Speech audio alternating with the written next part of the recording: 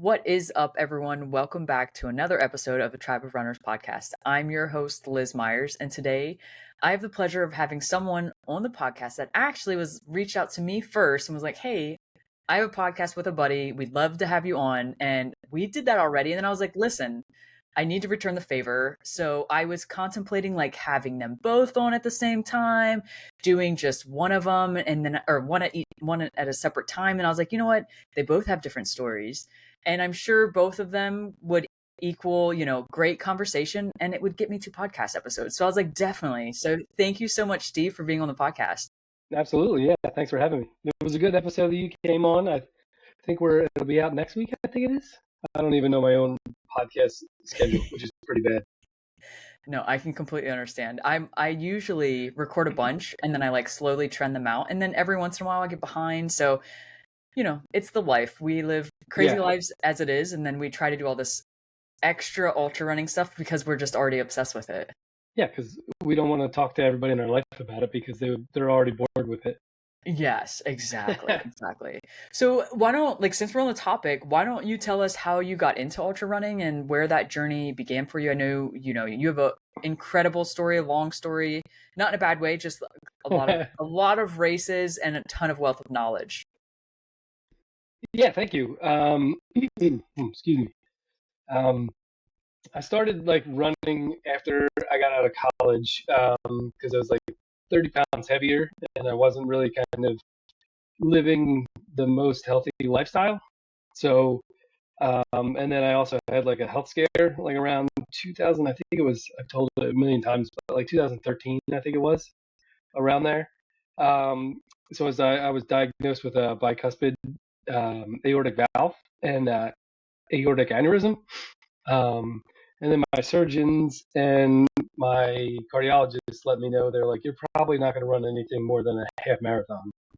Um, so they were like, you could do light cardio. You can't lift anything over 10 pounds. Because most people really don't know that they have an aortic aneurysm until it's too late, until it's already dissected.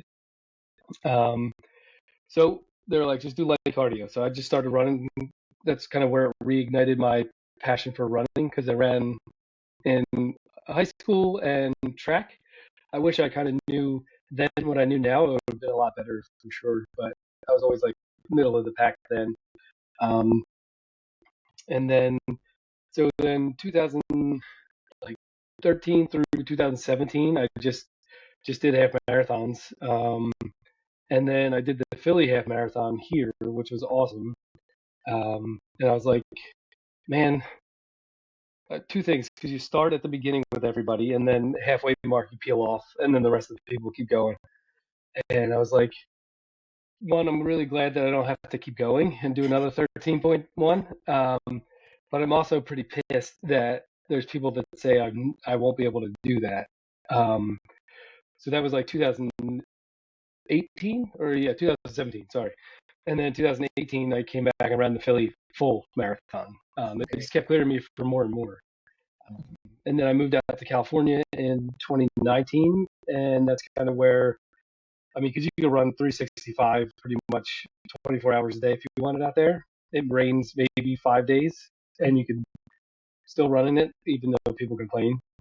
Um, so really, it kind of exploded. I always talk to my wife, and I'm like, I don't know if I'd be in the same spot if I was still in Jersey. I'm sure I would Mhm. have found it, but I may have found it a little bit later. Um, and then yeah, I did my first 50K in 2020. Like I said, they just kept clearing me for more and more, and that's kind of where I fell in love with it. The 50K completely destroyed me because they ran it like a marathon, and it was a Mhm. real. I say easy 50K, but like running a mile is not easy. So it was just a flat 10K loop in Cerritos, and it was just like an out and back, and you just had to. I didn't take in any salt. I was barely drinking tailwind, so it just blew me up. And I was like, I gotta get a little bit better at this. And then I did a trail race later that year, and that really destroyed me.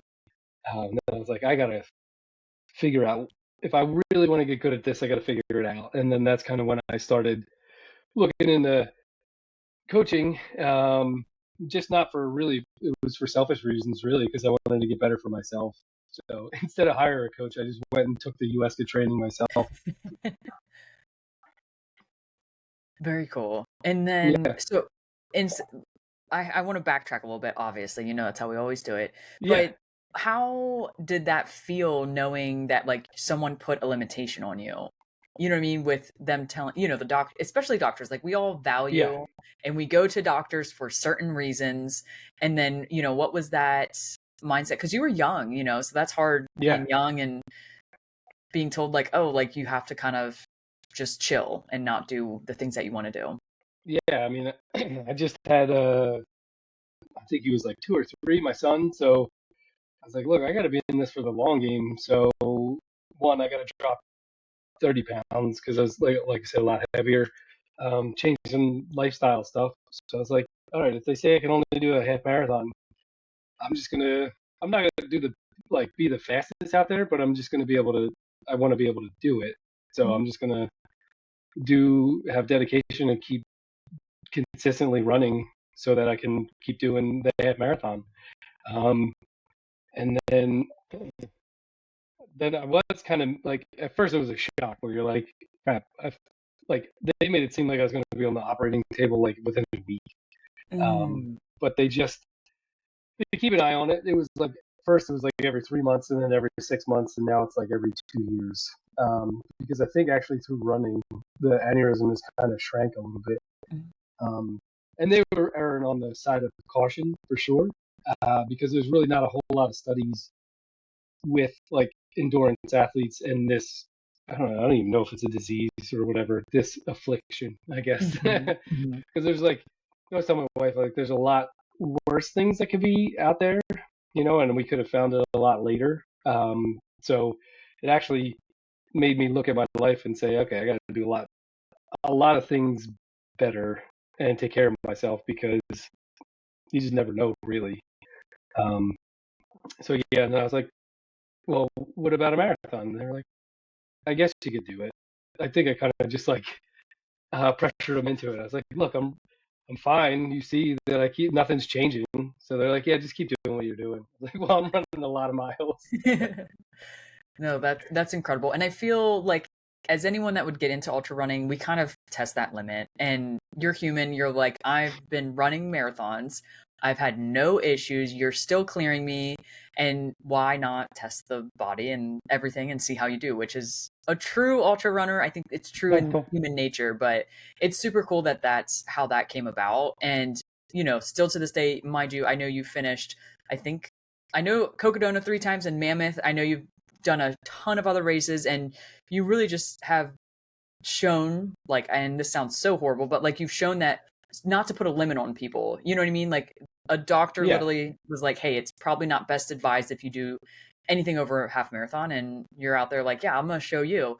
But all within reason and being really responsible and really smart, which is awesome.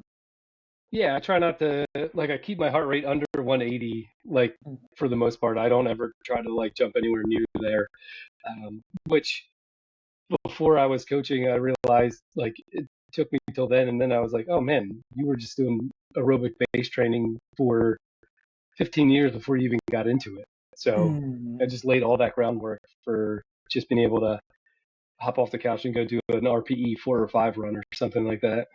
Yeah, yeah, that's so true. I didn't even think about that. You were literally training the whole time, slow and Yeah, steady, nice and easy, and you didn't even know it. So that's super, super yeah. cool. And then I love how you got into coaching and like getting the certification. So I would love for you to kind of dive into that. You could have easily gotten a coach, or you could have taken the path of like, let me get my own certification and kind of see what that happens. What geared you to take one way over the other way?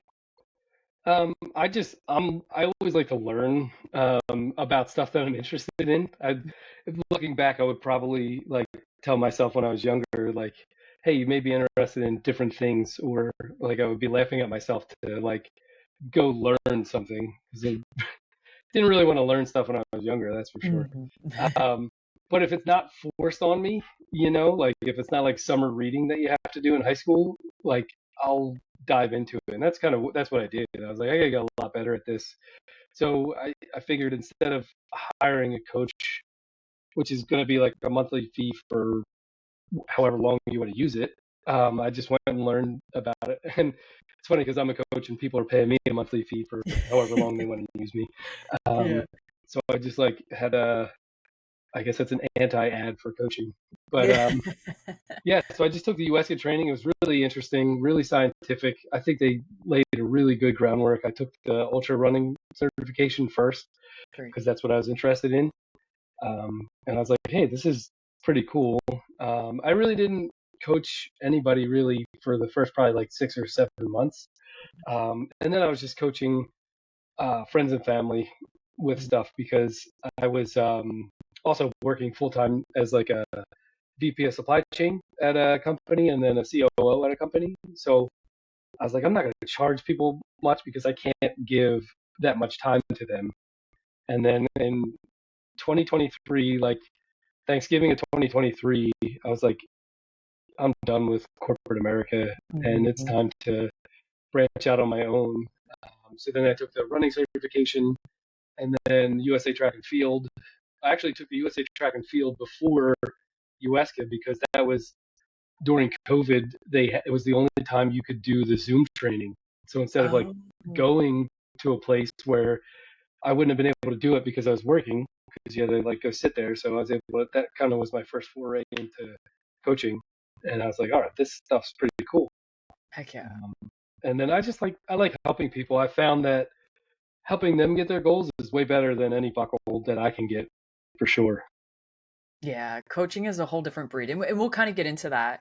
But I Yeah, love, that you took the time, like, listen, I'm going to educate myself, and I want to do that. And I think a lot of us as ultra runners do that. We're consistently learning. Not only coaches, like runners. yeah, We're listening to the podcast, we're watching the YouTube videos, on Substack, all that crazy stuff, because we are learning, and it's like ultra runners, and they're just so particular, and there's so much data out there that you can take so much of it and take the little bit of knowledge that you want from each and every person. But yeah. I'm not saying it's only us, but I have to talk so highly of all of us. But I feel like it's so special that, like, kind of like stumbled into this. Like, you didn't randomly think like, I'm going to be a coach, I'm going to take this cert. Like, you were just kind of like, I want to learn, and then you learned, and Yeah. then you're like, I have friends asking me, I'm sure is what will happen. Like, they were like, hey, I know you run a lot. Will you teach me or you show me? And then it kind of just kept trickling and trickling. And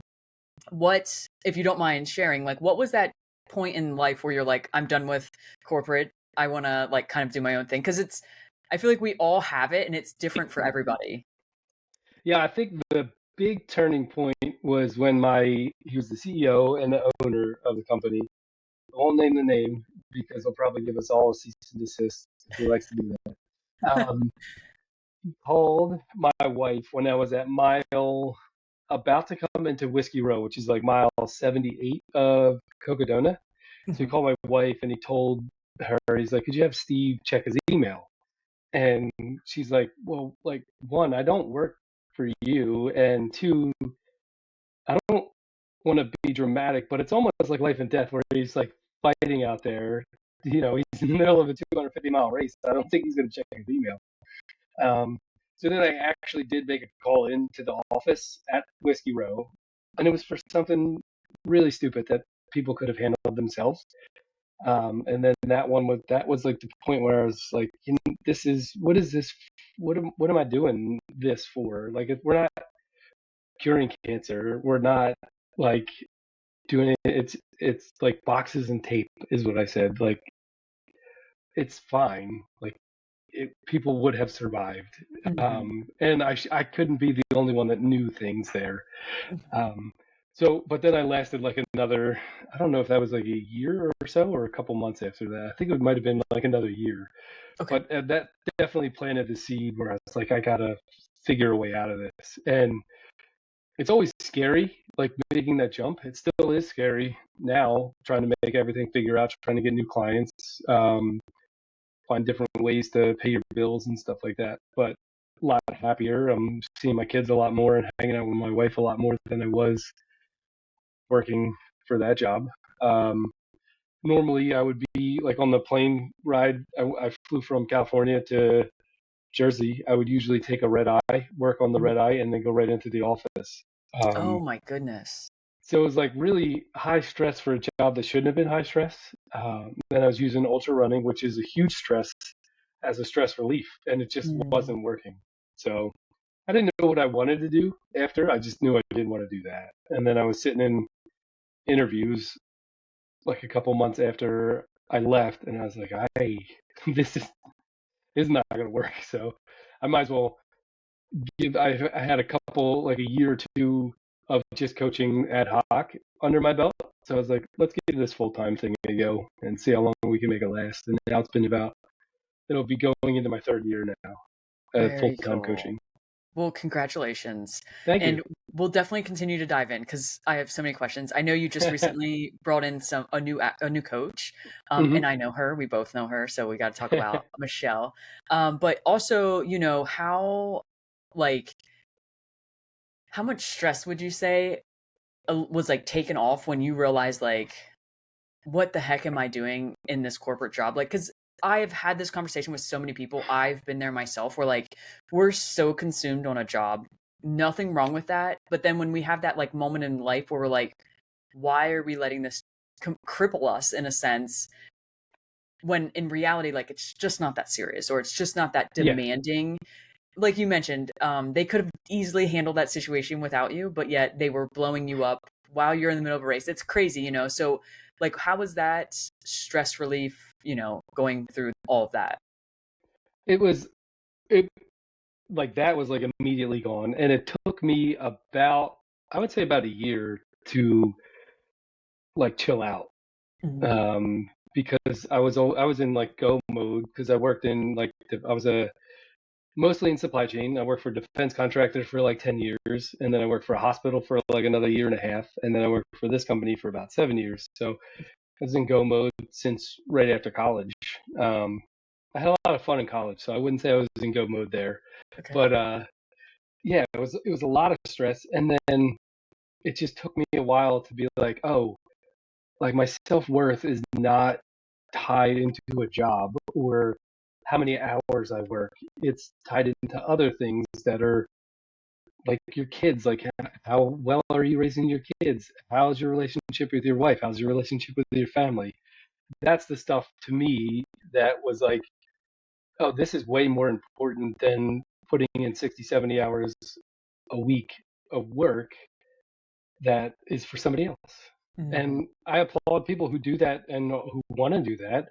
It just wasn't serving me anymore. And like I said, this is like the most California, just the vibe was not there anymore. So I was like, all right, time to, and then I eventually did chill out. Every once in a while it comes back and it's like, what are you doing?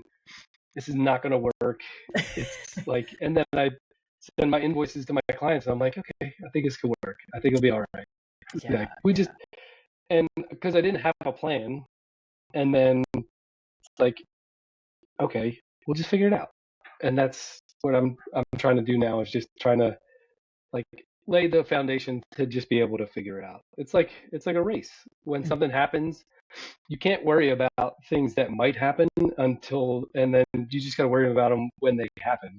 So that's what I've been doing. It's like when something comes up, like okay, well now we'll address it. That's Yeah. kind of like It's I do so in the race. true. It's very similar to running a race. You have to be adaptable and just like I hate to say calm, but like give yourself grace. Like things are gonna hit Yeah. the fan, things are gonna be wonderful and you're gonna be like, this is the best day of my life or best month of my life, and then it changes. But you have that in any job. Not only this, Oh yeah. and it's just way different.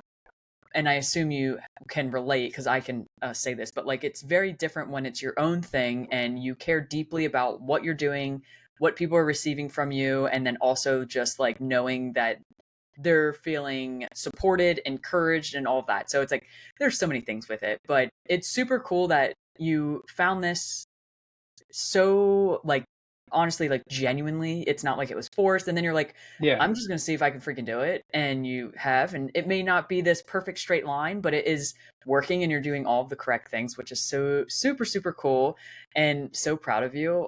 Just Thank you. because like I have it made, I hate to say that, like I work for Joe, I do help Joe a ton, but it was his thing and then I joined him, so it's way different for Yeah. me. So it's very scary. I've heard stories from Joe, and I know other coaches too. So it's a huge accomplishment, and you're doing amazing. So it's super cool. Thank But you. I tell really us appreciate it. like how you started. Tell us all about it. Tell us like your mission and all that good stuff with your coaching.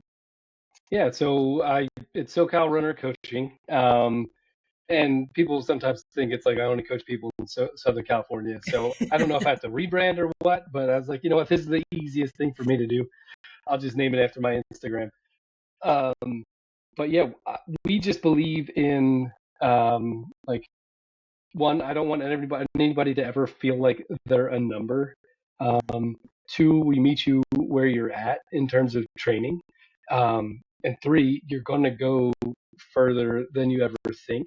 It just like we can put the plan together. You're the one that has to get there. Mhm.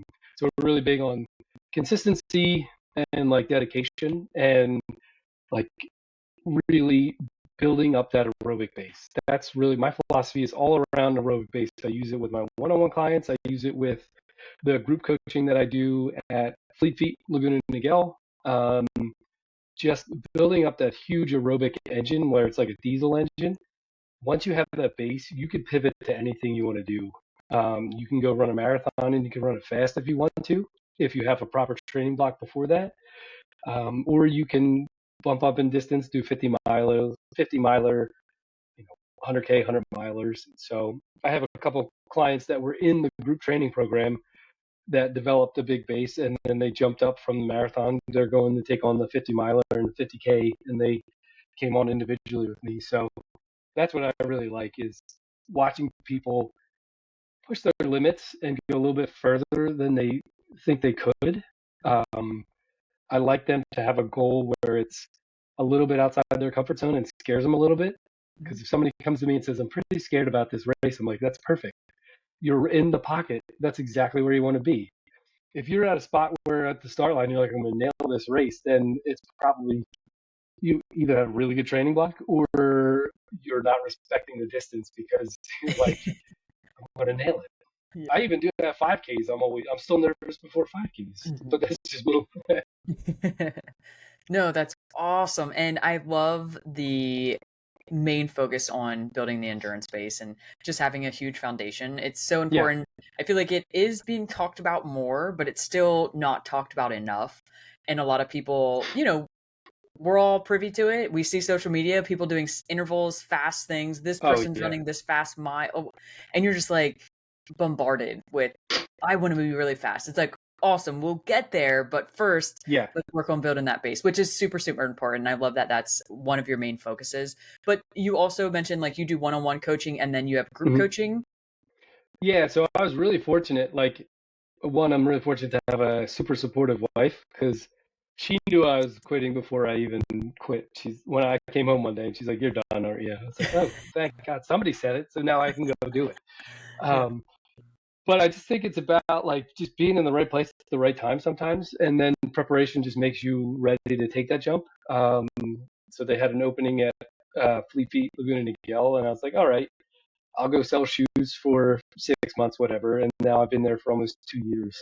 Oh my Um, goodness. but with that, their coach that was coaching the group programs was leaving after 2 years, and they're like, well, do you want to coach our group coaching program? I was like, that's awesome. Sure, why not? We'll figure it out. Um, so I've been doing that for about a year and a half. We've been through like 2 cycles, and we coach people to anything from like right now we're doing a program starting January 5th that is for the OC full and half, Mm. and then the same time people could sign up and do the John Wayne Grit Series, which is like a trail race in Crystal Cove in Southern California. You can hear my in-laws' dogs are barking too. No Um, worries, I got him. I yeah. completely understand.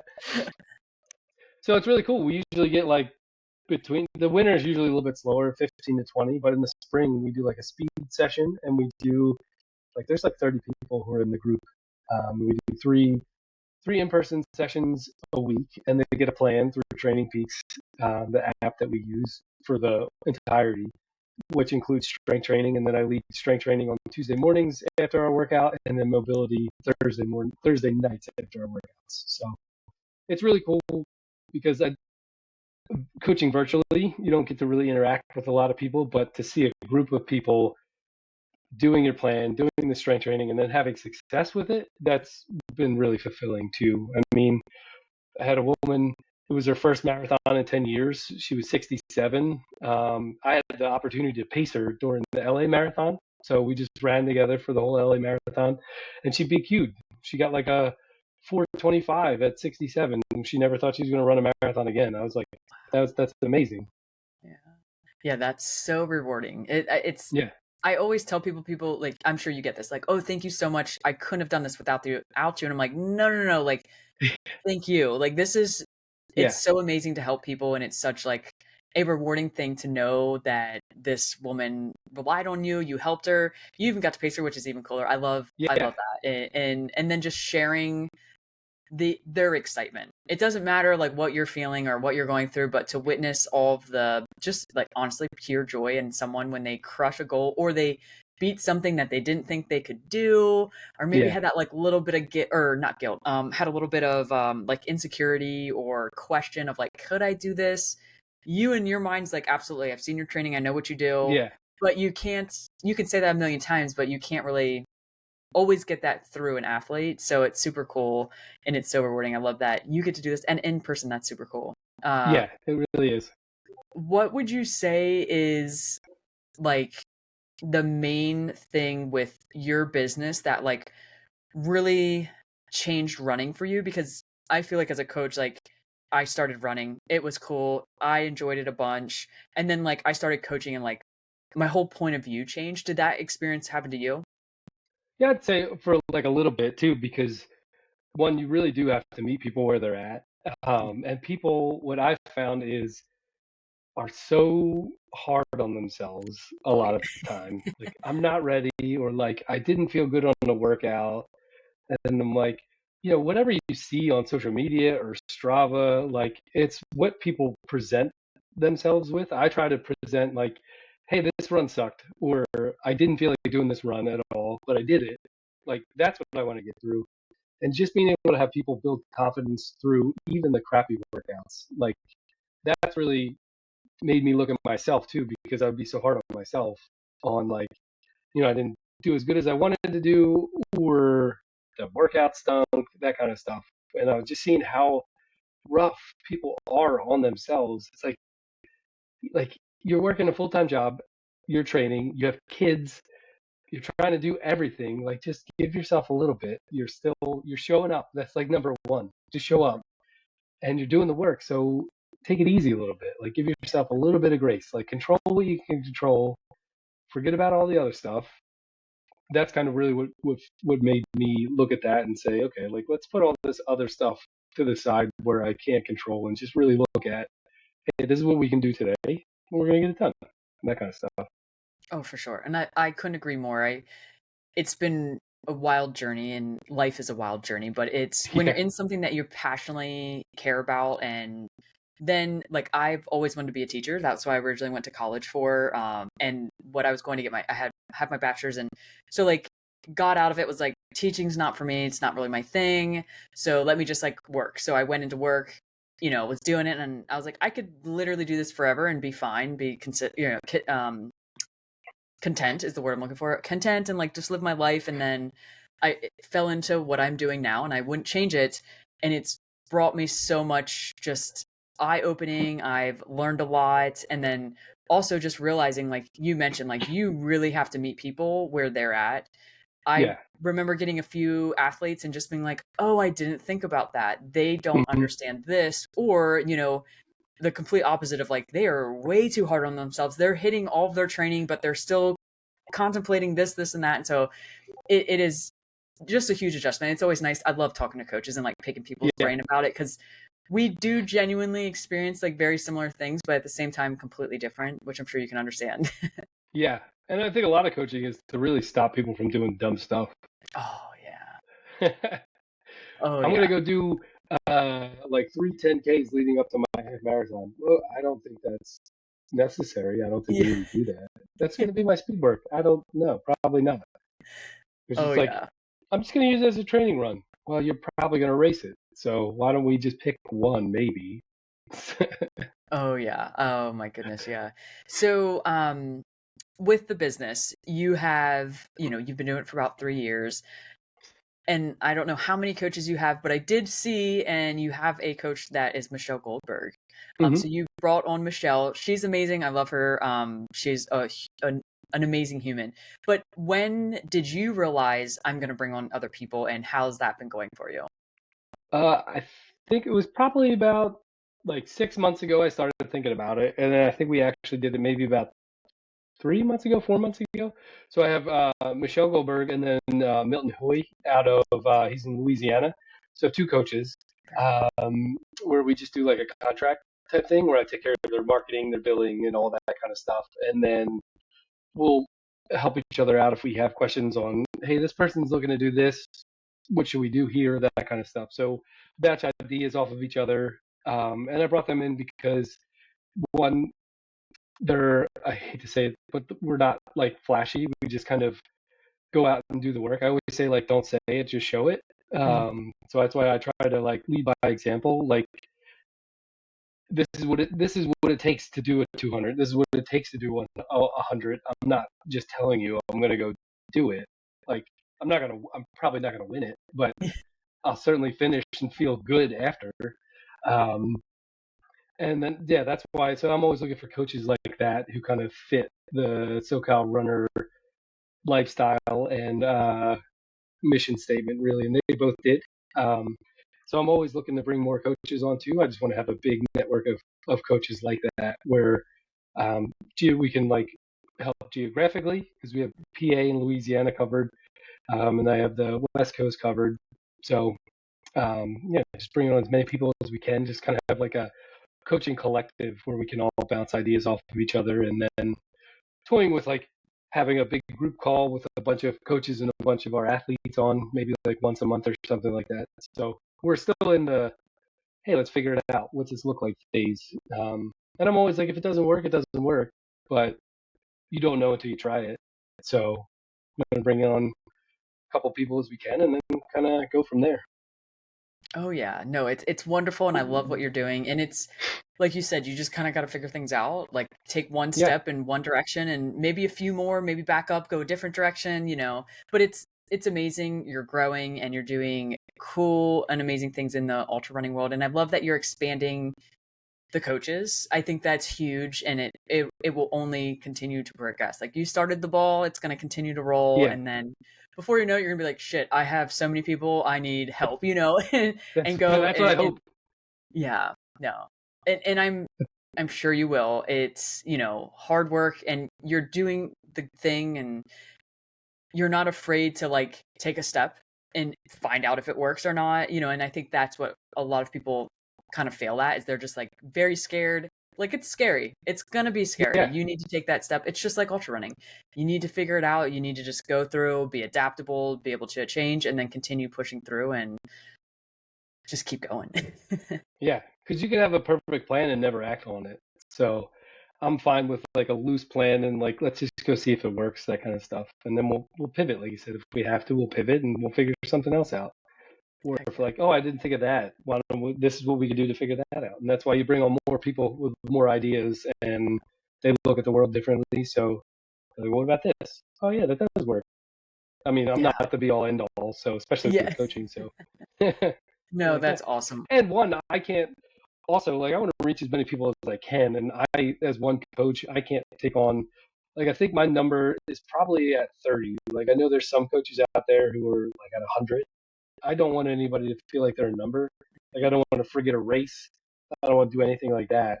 I want to be able to have our one-on-one conversations, make sure that people know that they're valued and we're putting a plan together for them. So to be able to reach more people is just bringing on people who are like myself and kind of have that same thought process. And if they want to bring on, if they only want to have 5 or 6 athletes, that's fine too. Hmm. Hmm. No, and that's so important. And you did mention that earlier, and I should have touched base on it, but it's very rare for a lot of coaches to be like, you're not a number, you're going to be a person. Whether your name is Sam Smith or, Tim something something, whatever the case may Yeah, be, you have that relationship. It's not like, oh, yeah, that's right. This person, I think they have a race or something. I'm not dissing on it, but I've seen it. We've all seen it.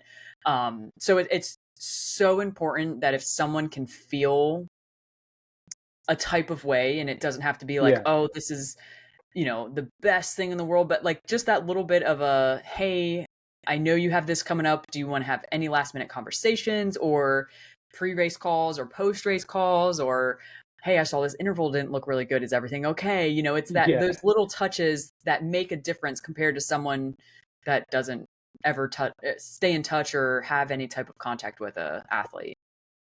Yeah. And I usually try to leave it up to athlete because I have athletes that are like, put a plan together, I'll call if you have a problem. But we Yeah. usually have a pre-race call and then a post-race call. But then I have other athletes that text me and they're like, what color shoes should I wear today? I'm like, whatever you want, man. It's up to you.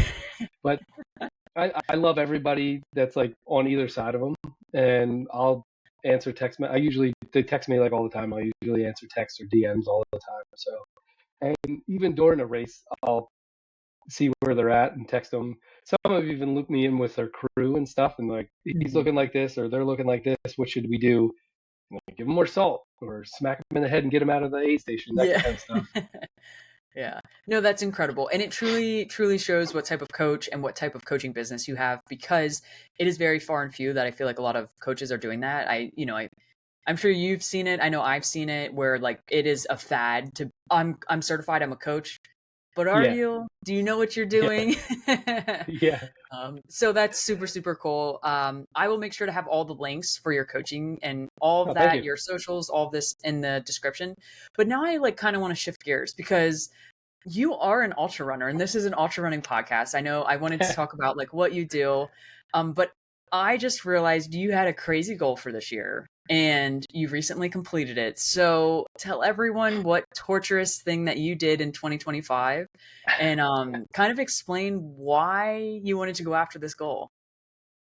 So I think it was just funny. It was in the beginning of 2025. I was just because I love the trails and I'm always climbing. So I was Mhm. like, okay. I was just talking to my wife. I was like, I think I want to hit, and that's usually how goals come about. Like I told her, I had just finished the Jackpot Ultra, and it was a real flat, just loop course where it was a 24-hour course. And I was like, I think I want to run Cocodona. And she's like, well, just do it. I was like, okay. So then I guess I have to do it.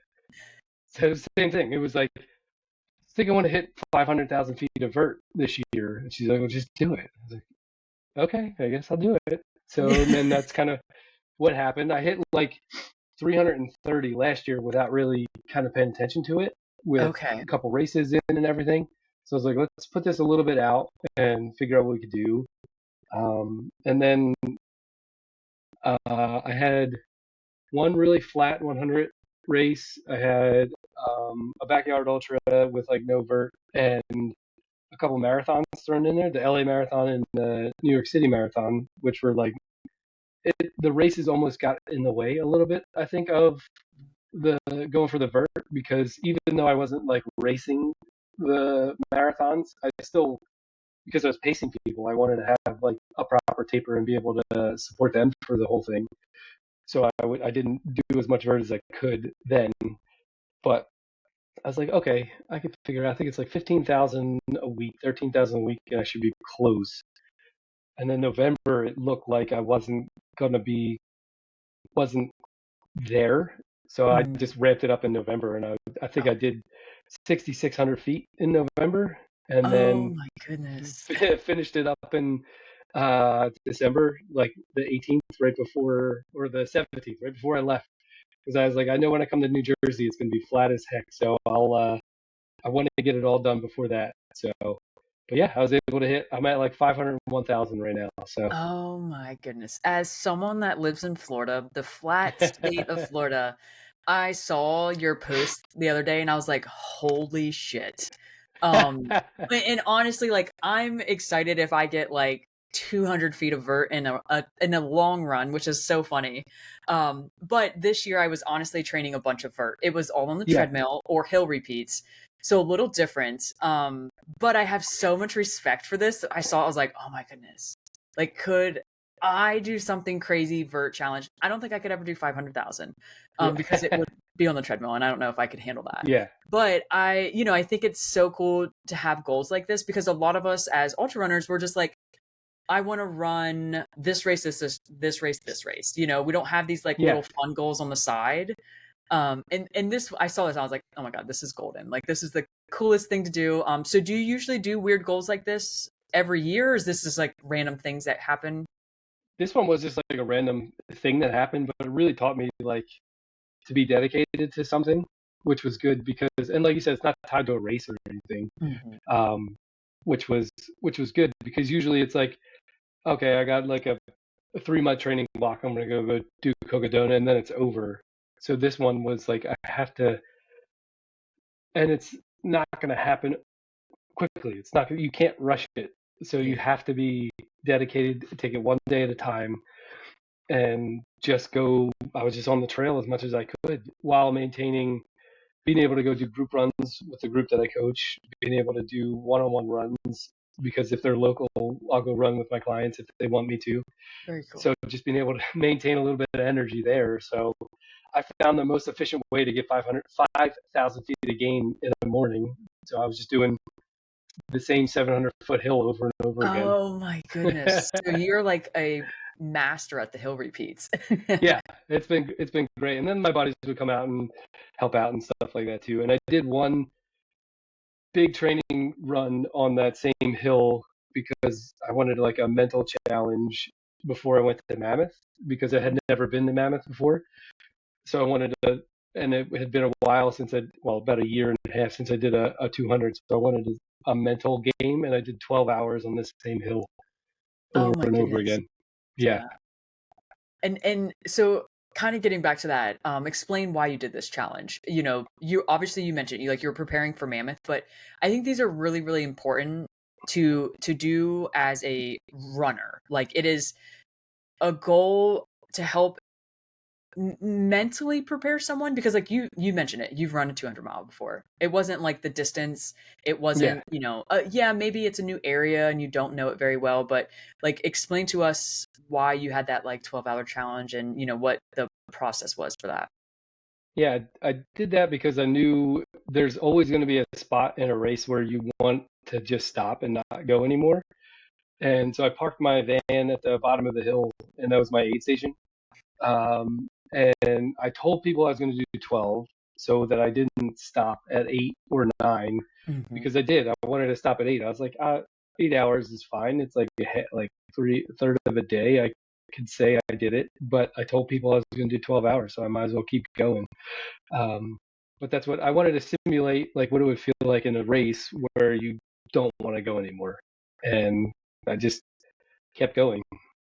Yeah, that's awesome, and I love that. Now I assume you like tapered a little bit into it, and then or recovered afterwards, that way your training wasn't completely shot just going out and doing a random 12-hour. Yeah, I did like a little bit less that week because I knew I was going to have.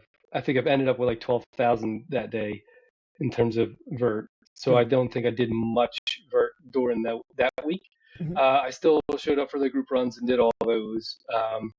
But I found that I can comfortably do like between 80 and 100 miles a week where I'm not like, and they're all like, I don't want to make it seem like I'm out doing like Matt Roche's workout where I'm like speedy. I'm Mhm. going really easy miles. Like I'm not, I don't want to say easy effort, not easy pace, easy effort Mhm. miles. Um, like I'm all zone one, zone two, RPE three, four, five. I'm not really burning myself out. I'm just putting time on my legs because that's the most important thing for me in those types of races. Yeah. No, and it's so smart. It's not going out like, because I know you kind of mentioned this too, and with a different athlete, a fake athlete will say, where Yeah. they signed up for a whole bunch of races, and you as a runner, when you go to a race, like, you're gonna run a little harder than you're supposed Yeah. to. So having like a simulation or a training run, it's really, really good, and I love that you did that. And mad props. That's a lot of Thank you. elevation in 12 hours. That is wild. And how was Mammoth this year? I know you had the vert challenge, which is awesome, but you Yeah. were out there at Mammoth. What was the first year like? And just explain the race. Yeah. I did. I'm usually not the first on the roller coaster, I like to say, but I didn't do the first year Cocodona, and thankfully I didn't because I probably would have DNF because really, one, I didn't have that extra year of training under my belt, and two, it was like kind of crazy with water drops and everything, where they didn't have enough at points because they didn't think it was going to be that hot. Mm. Um, but they had put on Trail Fest for like 3 or 4 years before that, and they've been really successful with it. So I was like, all right, they kind of know what they're doing. So I did it, and I'm so glad I did it. It was amazing. The mountains are crazy. I don't think I've like it's a different kind of beauty than Arizona. Like the Cocodona, the course is amazing. I'll always be in love with that race because it was my first 200. Um, but yeah, it was just a different type of beauty, and that's what I love about trail running. Like you're seeing trails that one people would have to hike for 3 hours to get into, Mm. and not many people do. So you're seeing trails where maybe one or two people a year go on them, and that's kind of where I justify in my brain. Like just look up every once in a while and enjoy where you're at. And the terrain really varied. Like it was pine trees, and then it was a little bit of desert, and then some pumice. Like yeah, it was really cool. And I've never seen so much obsidian, like the Mm. black shiny like glass rock, Yeah. in my entire life. I wanted to pick some up, but I felt like that would be bad juju or something like that. So I didn't put any of my, I was going to bring some home for my daughter, but I was like, you know what? The trail gods, we're going to leave the trail as they are. Yeah. I know it's probably breaking the law if I bring something home. Um, but there was one point I was coming off, they called them the Glass Mountains. And I was like, why? I wonder why they call them the Glass Mountains. And I was coming down the trail. I turned around, look back, and the sun was just setting, and the mountain was just glistening because of all the obsidian on it, and it was just sparkling. And I was like, ha, that's why they call it the Glass Mountains. And then we went through a place called Obsidian Dome, and there was like huge, I don't know, they're like 400-pound, 10-foot pieces of obsidian just sitting around. I was like, this is Wow. incredible. Like nobody ever gets to see it. So I'm like, why wait around? Why not just go do it? Yeah. Very, very cool. I've heard only good things about the race. Yeah, And majority of the people that I talk to, they're like, it was gorgeous. yeah, They don't like talk about their experience. They're like, it was just there's so many times like I remember stopping and like being miserable and like looking around and be like, holy crap, like I'm yeah. out here and it's I can only imagine. So I think that's super, super cool. And you've done distances of 5K all the way 200 plus. Is there a favorite distance for you? Do you have a preference or do you love them all? What's that for you? I do like them all because they're hard. Each one is hard in their own right. Like a 5K, I think is one of the hardest races to do if you're going to go out and race it because you feel like you're going to die the entire time. The entire Like time. I don't know how high school kids are doing. Like they're in the 14s. Like I have no idea. And I think they're like 13s. It's incredible. Um, like when I was in high school, I think I was 18 at best, maybe. Um, but I really do enjoy the 200. It's just my favorite kind of race. And the hundreds are fun too, because I think in both it's like a lifetime of learning. I think in one of those races because you hit so many highs and you hit so many lows, and at the end of the day you still get through them. So you just learn so much about yourself. You learn a lot about other people that you're with on the trail. You learn how to navigate your emotions, and like how you present yourself to people. And like my wife and then my buddy who came out to crew me at Mammoth was like, I don't know what you're going through because I internalize everything and I don't really kind of show it out. So he's like, I don't know if you're in a low or a high. I'm like, well, that's perfect. That's right where I want to be because I was like, I don't want to put my stuff on you because you're out here for me. So like, Mhm. this is my burden. I don't want to give it to you. So I'm going to deal with it however I can. But yeah, you just learn so much in those longer distance races with the ups and downs. And it's a one big science experiment. You know, like for the first, I was fine. I did the climb to 11,000 feet, got in and out because I didn't want to hang out that long. Um, the elevation, I feel like it didn't bother me because I did some sauna training, which is like a poor man's altitude Yes. training. Yes. And that's what I did. So I felt pretty good there, but I was like nauseous from like I don't know, like the 50K mark all the way through the 50-mile mark. So Hmm. like toying with that, trying to figure out how I can keep eating, keep taking in salt, keep taking in hydration while not feeling good, that and keep going. Like that was the big thing for me, and we did that, and just like slowly go, and you just take one aid station to aid station. That's how you break it down. Because if you look at the whole entirety of the race, your brain's going to be like, well, this is never going to happen. So it's why you Hmm. got to chunk it out and do it even tree to tree. Yeah. Yeah. I was gonna say there's moments where it might be shorter than even the aid stations, but Yeah. you're so on it when you need to break down a big race like that. Even, 100, even a 50 Oh miler, yeah. you know, if you try to take over a new distance or a big distance or even a lot of races that have like a lot of elevation, if you're going at it like, oh my gosh, I still have X amount of vert left, it's like you're gonna mentally just not go Yeah. down a good spiral. Yeah. You just got to be in the moment. That's kind of what I try to do is like run the mile you're in, be where you are, and then just ride the waves. For sure. Very, very cool. So my next big question for you is what's the plan for 2026? Do you have some races planned out? I was actually so the only one that's really on the calendar now is I'll probably hop into the OC Fuller half with the group, and if somebody needs a pacer, I'll pace them. Mhm. Um, but I have the Blackbeard's Revenge in North Carolina. It's a Okay. point to point that goes from it's in the Outer Banks. It goes from the Corolla Lighthouse all the way down past the Hatteras Lighthouse. It's basically one road. It's flat, which kills me. And it's pretty much exposed because it's along the beach road. But I'm really excited with that because I get to do that with my mom.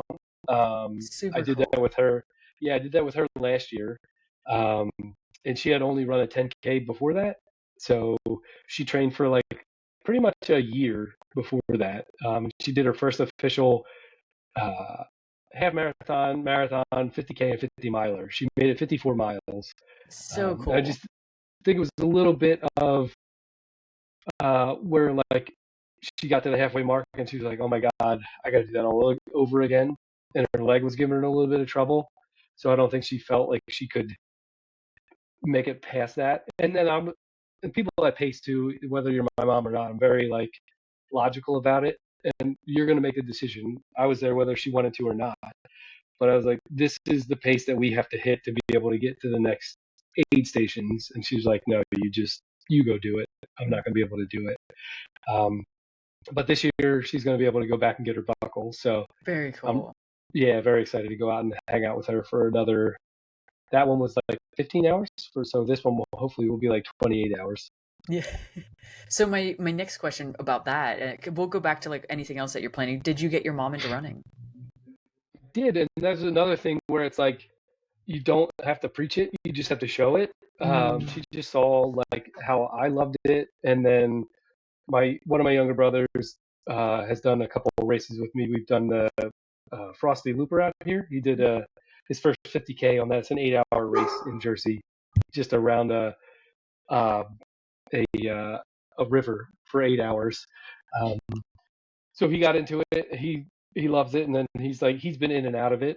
But my dad was originally supposed to run it with me because it's like, Dad, you could he could walk all day Hmm. at like a 13-mile pace. And I'm like, if you could run walk it, if we add some run intervals into there, you could run walk and be finished with it. So she was training with him because they're both retired. So she's like, I don't want him out there alone. So it'd be a good time to spend together. And then November, the race is in March. In November, he developed like kidney stones. So he was like, I don't know. I'm going to keep training. And then he had to have hernia surgery. So he's like, I'm out. Um, so then my mom was like, well, what do you think about running like 30 hours with your mom? It's like, that's fine. I don't, whoever, I'm going to go do it. So that's what she kept training the rest of the year, and she went out and did it. So it's really cool. And I'm going to go run with her sometime this week because I'm home for the holidays. So it's been really cool watching her at 62 pick up running and become an ultra runner at 62. Yeah, that I love that, and I didn't know. I assumed you got her into it, but not as Yeah. at such an older age. And not saying she's old by any means. She is not. She's still Yeah. young and glamorous, but it just goes to show that like age is just a number. And, Oh yeah. you doing the things was like, I wonder if I could do this. I'm sure your mom was like, if my son can do it, I can definitely do it too. Oh yeah. I was like, you had 4 kids. You can certainly do it. I was like, that's Yes. not going to be as painful as that. Yes. Oh my goodness. That's too funny. And super cool. Shout out to your mom. That's so amazing. And I love that. And it sounds like your whole family has gotten into running, which is really, really cool. Yeah. Any other races that you have planned for next year or that you're Uh, thinking about? yeah. So I just have that one. I'm toying with putting in an application at Badwater. I don't know if I'll get in, but I might as well just apply for it anyway. Um, I'd love to do Mammoth again, but I'm actually thinking. I say that I'm like on two fences. I'm like, do I try to sign up for another race or just take a year off of racing and just see if I can do, I don't know, maybe 1,000,000 feet or something like Something that. crazy. Yeah, just do it that way. Because if I do Mammoth again, I'll put out there, I'm looking for sponsors. Whoever wants to give me a check to go run Mammoth, I could do that. Heck yeah.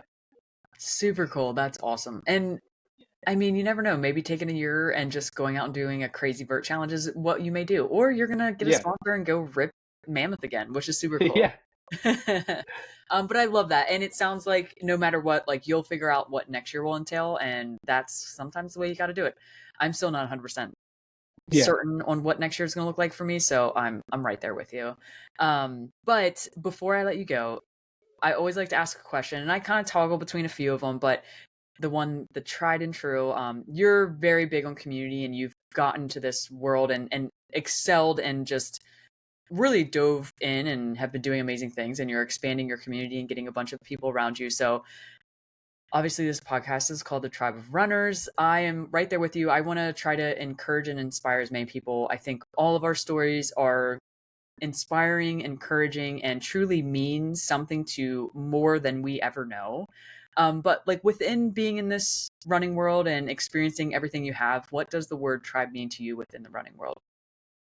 I think it just means that. It means community. Um, I always say like rising tide lifts all boats. Mm. It's just seeing other people be able to overcome their obstacles. It's like it's almost like I don't have any excuse. Like I don't my story's not like them, and they're still out there doing it. I mean, like even at the Jackpot Ultra, there's people in using their walkers, and they're just walking. They're just doing laps for 24, 48 hours. I'm like, that person's out there doing it. Why like I have no excuse. So I just love that aspect where everybody is accepting, um, and anybody can show up as they are, and they're just like, let's do this together, that kind of thing. It's really, while you are competitive, you're competing mostly with the course, and everybody else is kind of like lifting everybody up around them. Like, you can do it, you got it. They always, even if I look like crap on the way by, they're like, you look good. I'm like, no, I Yeah. don't. But that it is community, and it's uplifting, and it's almost spiritual. Yeah, no, I couldn't agree more. And truly cannot wait to see what the next few years look for you and then see you grow and just expand and blossom. I think you're gonna be doing amazing things. I'm very excited to follow along and watch your journey. But I will have all of your links and everything in the description. So if people want to follow along, if they're not, hopefully they already are and they're like, we know who he is. But Yeah. if anyone has any or if anyone wants to reach out to you, what is the best way of communicating with you? It's SoCal Runner on Instagram, and I made it really confusing, and it's so_Cal_runner. Um, or if you just look my name, Steve Epifano, up, I'm up on there, and then it's SoCalRunnerCoaching.com for my website. Perfect. Again, all the links will be in the description. Easy way to click and find you. But thank you so much for taking the time, especially around the holidays, to share and chat with me about all things running. Yeah, thank you. Thanks for having me.